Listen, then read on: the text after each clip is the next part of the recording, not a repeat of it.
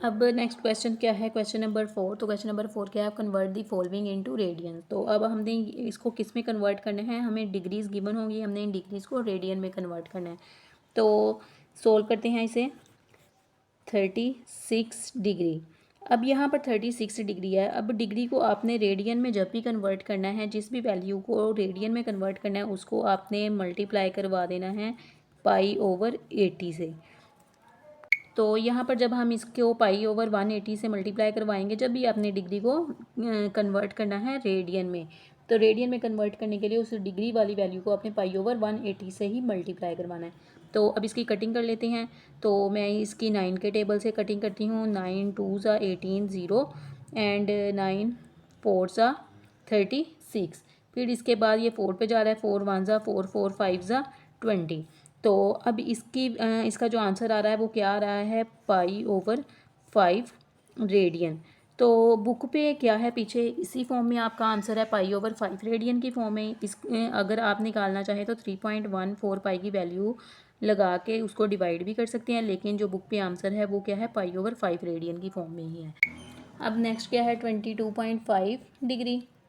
तो इसको कैसे सोल्व करेंगे, तो इसके लिए आपने क्या करना है कि 22.5 को भी π/180 के साथ क्या कर देना है, डिवाइड कर देना है। अब यहाँ पर जो है ये हमारे पास डेसिमल फॉर्म में है क्वेश्चन, यानी कि 22.5 आ गया।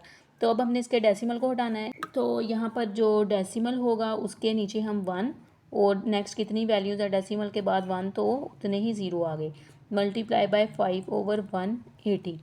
तो अब आपने इसकी कटिंग करनी है। तो इसकी कटिंग कैसे करेंगे, 5 के टेबल से देखें। 5 2 ज़ा 10 एंड 5 4 ज़ा 20। 2 इधर चले गए, 5 5 ज़ा 25।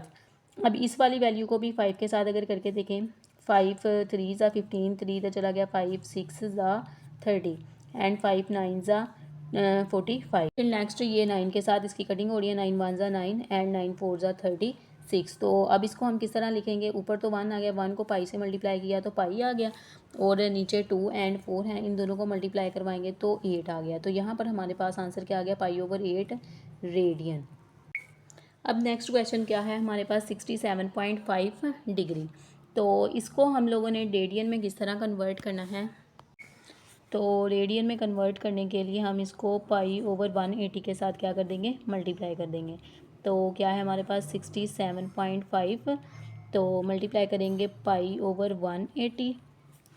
तो ये वाला क्वेश्चन भी जो है इसमें भी डेसिमल फॉर्म में ही है ये भी हमारे पास। तो इसका भी डेसिमल को हम हटाएंगे तो नीचे क्या आ जाएगा, 67.5/10, क्योंकि एक ये 1 जो आएगा वो डेसिमल का, और आगे जितनी वैल्यूज़ होती हैं उतने हमने ज़ीरो लगाने होते हैं। तो यहाँ पर 1 वैल्यू थी सिर्फ 5, तो उसकी जगह ज़ीरो आ गया, मल्टीप्लाई बाय π/180। अब आपने क्या करना है, इसकी कटिंग करनी है। तो 5 के साथ ही हम इसकी कटिंग करेंगे। 5 2 ज़ा 10, 5 1 ज़ा 5, 5 3 ज़ा 15, फिर इधर चला गया, 5 5 ज़ा 25।